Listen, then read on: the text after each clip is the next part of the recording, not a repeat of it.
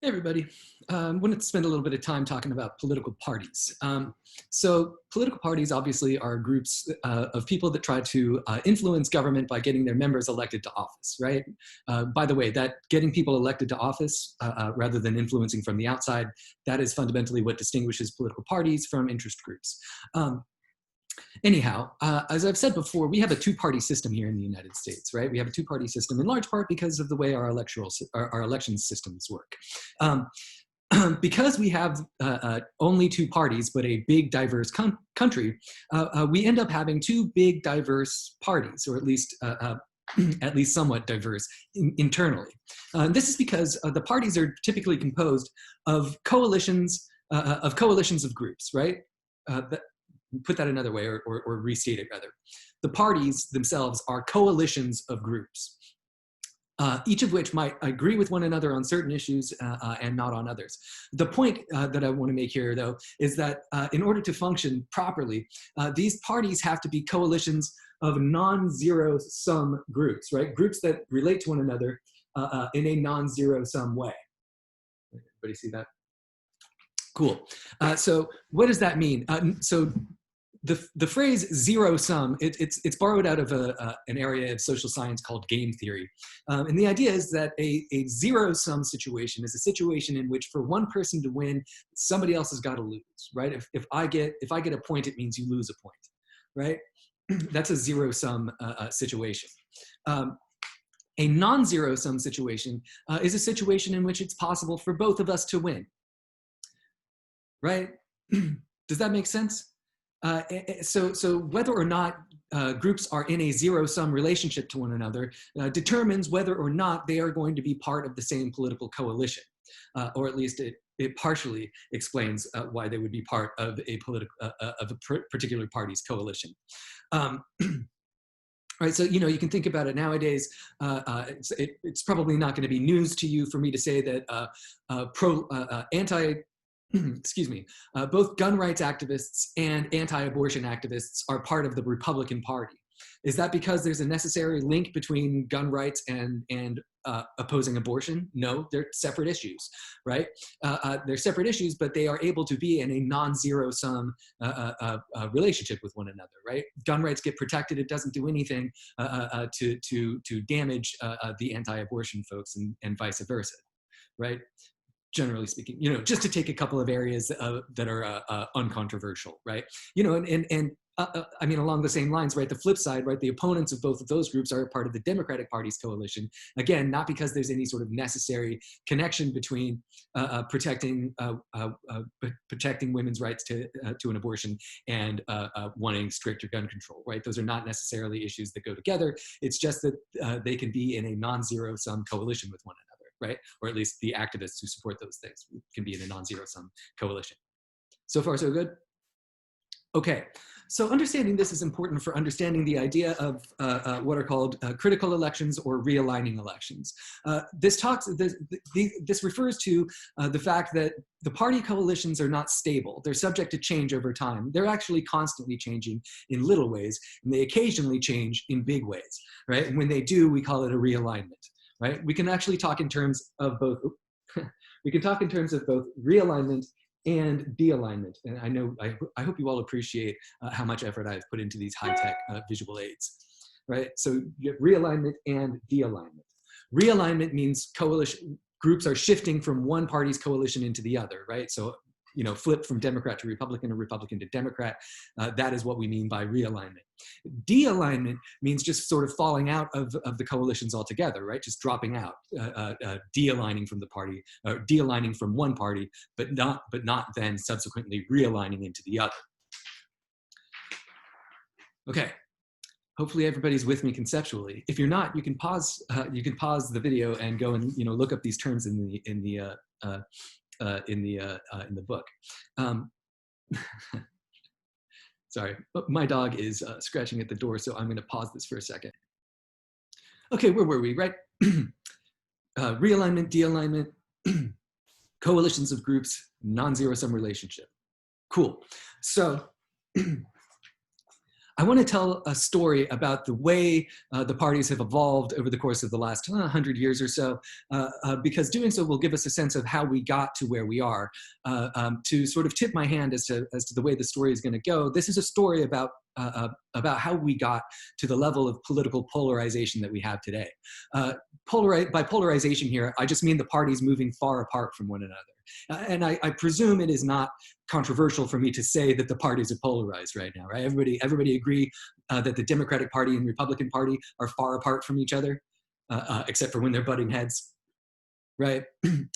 So it didn't used to be that way. And this is the story of how it came to be the way it is. So this story begins with what we call the New Deal coalition, right? The New Deal coalition.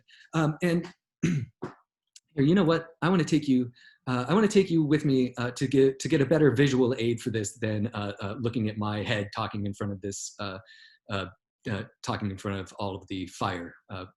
Everything is fine. Okay, this is a really neat website that I'm taking you to. It's a website called 270 to Win. Let me show you how I got here. Right, the number is 270 to Win.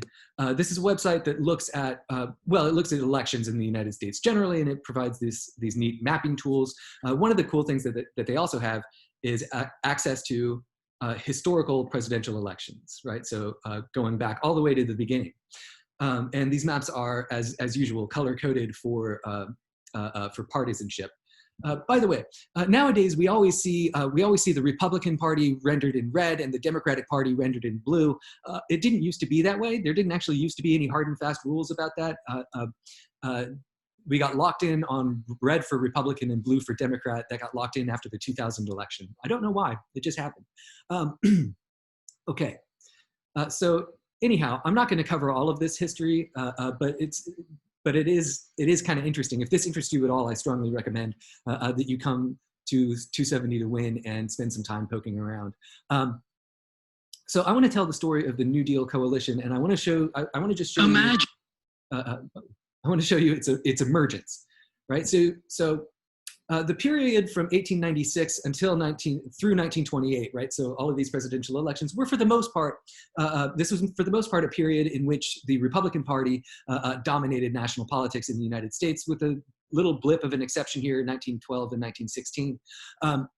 1912, by the way, this is a really great example of how our election system locks us into two-party politics, right? Because this is what happens when you have a split in one of the two major parties and you get somebody running as a third-party candidate. So in this election, you had Woodrow Wilson running as a Democrat, Teddy Roosevelt running as a progressive on what he called the Bull Moose Party ticket, and William Howard Taft, who was the sort of more conservative Republican. If you look over here at the number of popular votes that each candidate got, right, you can see that the Republicans, right, the progressive Republican and the conservative Republican, between them, they won more votes than Woodrow Wilson. And they would probably, if you could have squished them into a single candidate instead of pulling them apart into two, if you could have squished them into a single candidate, then they probably would have beat Wilson. Anyhow, we move from this period of Republican dominance into a period of Democratic dominance, right? So you can see the map almost completely flips here, going from 1928 to 1932.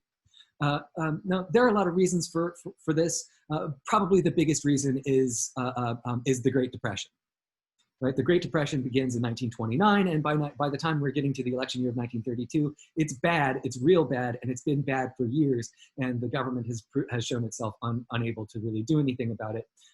So Franklin Roosevelt and the Democratic Party ride to a major victory in 1932, in which they assemble and establish a really large coalition, right?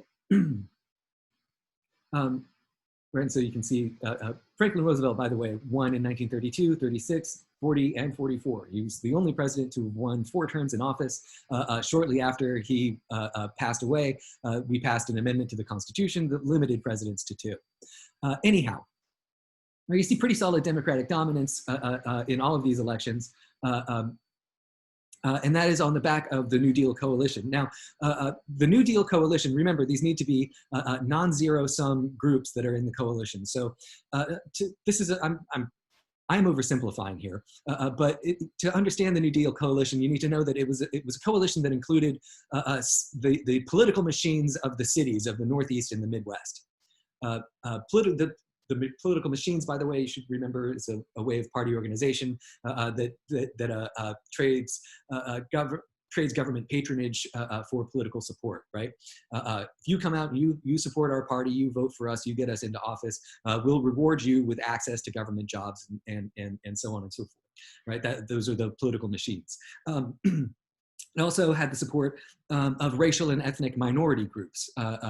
Right? This includes African Americans, at least in the North, also Jewish Americans, Italian Americans, Irish Americans, Slavic Americans, and so on and so forth. Right? All of these all of these various ethnic and racial minority groups. You know, there's some overlap in category here. The Democrats also attracted support of immigrant communities.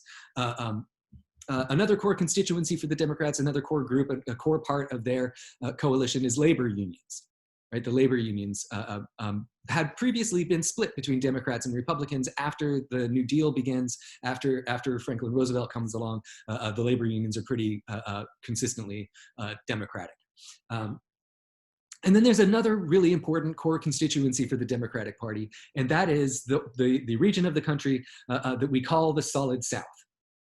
Right? If you look back through these elections, you'll see that pretty much every single time, the states of the former Confederacy vote for the Democrat. Florida is an exception, but Florida is always an exception because, you know, we're weird. Right, so go from the end of Reconstruction, and you see all of these southern states are voting Democrat, right?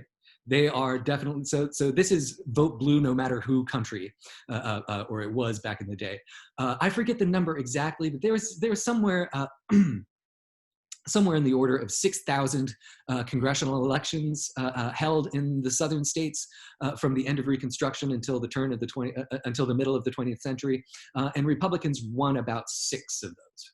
Right, so very, very dominant Democratic Party in the southern states for most of this time. Right, so we call them the Solid South.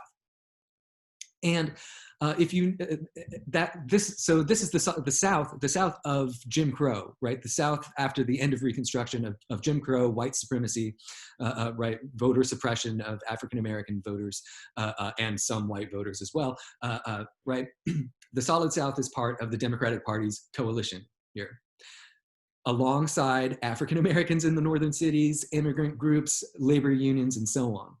Right, so you can see here, even at the very beginning, where you are likely to begin to get friction within this coalition. And you can actually see that friction on this map. You can see where it starts to bubble over. And you can see where it starts to bubble over right here, in the election of 1948. Right, so this is the election in which Harry Truman defeated Thomas Dewey. If you've ever seen there's a famous picture of Harry Truman holding up a newspaper that reads "Dewey defeats Truman" shortly after Truman had beat Dewey. It's because the Chicago Tribune had faulty polling, and because on the basis of the polling numbers they thought Truman was for sure going to lose. They printed the wrong headline. Anyway, it just goes to show that newspapers making mistakes and being overconfident is not a new thing. Anyhow, you see, right, here's the split between Truman and Thomas Dewey. And here you see this guy, Strom Thurmond. So Strom Thurmond at the time was a Democratic governor from South Carolina. He and other members of the Solid South ended up leaving. They walked out of the 1948 Democratic nominating convention that made Harry Truman the nominee. And they did so because he was insisting as president on integrating the military. And they thought that was a terrible idea. So they left the party, and Strom Thurmond ran as what they call the states' right Democrat. Usually we refer to Strom and the group he represents as Dixiecrats. Right, so here you get, you know, not only not only are the Southern Democrats sort of uneasy working with Northern labor unions, immigrant groups, and certainly African Americans, they're actually willing to leave the party. This is the beginning of a process of de-alignment. Right now, of course, then, you know, the 1950s and 1960s are when the civil rights movement really gets going, and that takes us up here to the election of 1964. So by this point in time, civil rights as an issue is absolutely dominating American politics. And that, right, the fact that civil rights comes to be the sort of dominant part of the conversation in American politics, that means that this zero-sum element of the New Deal coalition has become particularly salient. Salient means it becomes a thing that people think of as being really important, right? It becomes really top of mind, right? And so here you see the election of 1964, where the Democrat, Lyndon Johnson, this is just after Kennedy's assassination, Lyndon Johnson is running on a civil rights platform, right? He's running on the fact that they passed the Civil Rights Act, they're gonna pass the Voting Rights Act, right? We're gonna get action on this issue. We're going to end this discrimination. We're going to actually try to ensure multiracial democracy in the United States, right? We're gonna do it this time. Now that was like the last straw for a lot of these Southern Democrats, and for the first time, right, for the first time since for the first time ever, right, or at least for the first time since Reconstruction, you get a bunch of these Southern states voting Republican all at the same time, right? Florida had done it once or twice, Texas had done it once or twice, but not these deep South states of South Carolina, Georgia, Alabama, Mississippi, Louisiana. They had never voted for the Republicans, but they voted for the Republicans in 1964, and they did it in large part because the Republican Party's candidate, Barry Goldwater, was a deeply conservative candidate. Now, listen, just as there are different elements, or at least there is tension within the Democratic Party over the issue of civil rights, right? That is to say, the Solid South doesn't want it, and most of the rest of the Democratic constituencies do. There's also friction within the Republican Party, mostly between relatively liberal Republicans, at least on civil rights issues, right?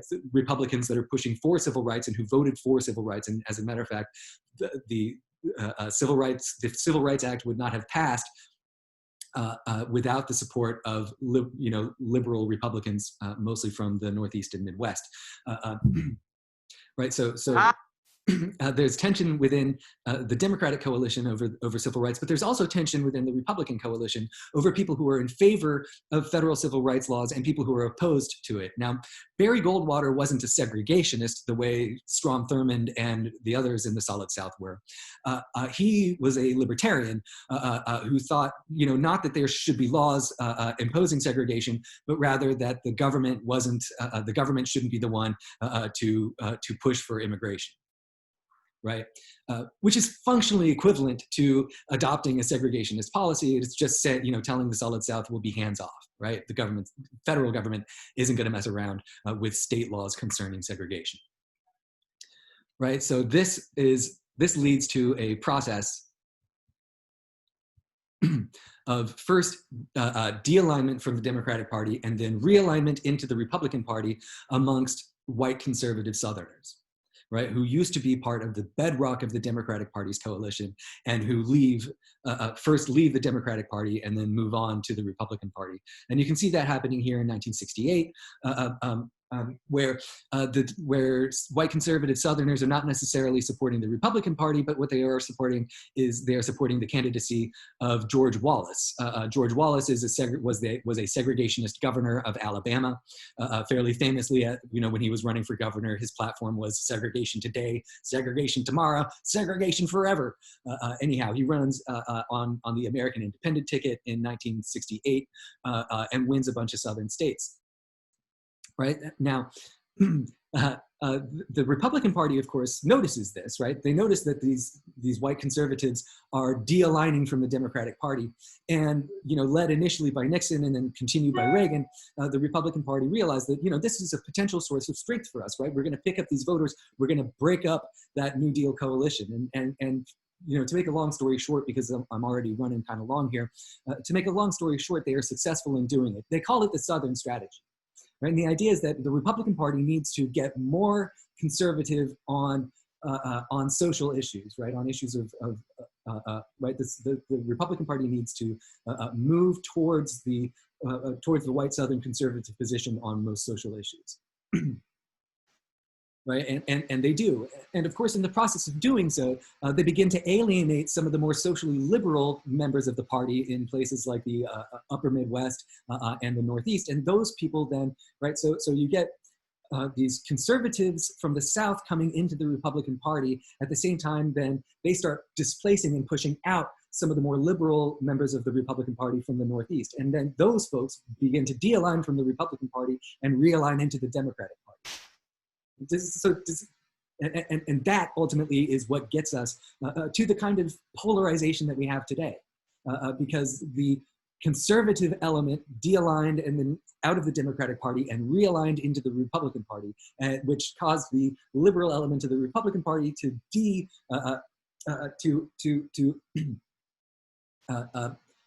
move out of the Republican Party and then to move into the Democratic Party. Right, so realignment followed by de-alignment de-alignment followed by realignment leads to polarization, at least on social issues. Anyhow, does that make sense? I know you can't answer me, but it's a verbal tick that I have. I hope it does make sense. And if it doesn't, please, you're gonna need to reach out to me and let me know. All right, I think that that's all for now, and I will talk to you later. Okay, bye.